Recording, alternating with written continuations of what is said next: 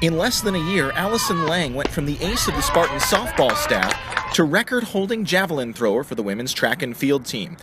Here's the story of how this former All-Mountain West pitcher is still throwing for San José State.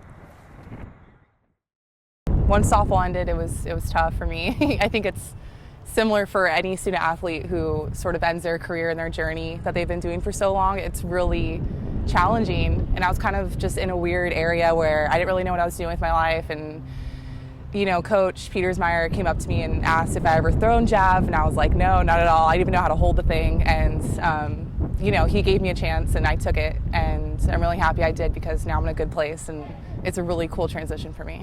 Yeah, you have to be creative here in California because we don't throw the javelin at the high school level in the state of California. So javelin throwers come in all shapes and sizes, and so I went to Chase and said, hey, do you have any fifth-year seniors that would be interested in throwing the javelin? And I talked to the water polo coach and swimming and diving, and so I just have to be creative and turn over some rocks, and luckily we got lucky with Allie.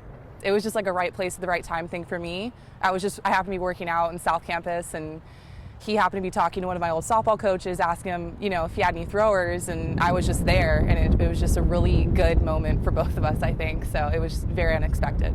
She came in as a Southern California girl, kind of laid back, what's up, dude? Matter of fact, she used to say that to me on occasions, hey, dude, which I corrected her often, to chilling to being extremely competitive by the time she was in her senior year. And I think I certainly believe that her junior and senior led to the success that she had because of her competitive nature increased.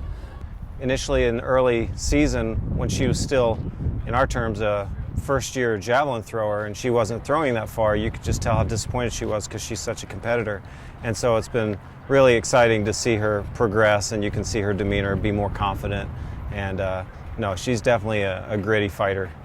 I didn't realize how difficult it would be because I was so used to throwing a softball, and I was like, okay, well, I have the mechanics, I could do that. And then it was very obvious the first couple times I threw it, it wasn't going to be, an easy task, but it was a challenging and very humbling task.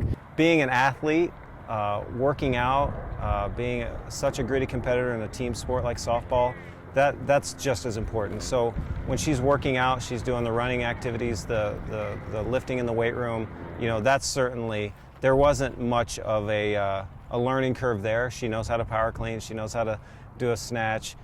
So that was really something we could attack, as just speed on the runway is important. And so a lot of the things, she was good. You could tell she was a senior. If you have a track and sprinting background, it's clearly like your biggest asset for jav, because you need to be able to have quick, explosive movements, and pitching it's explosive, but it's just one movement and then you're done.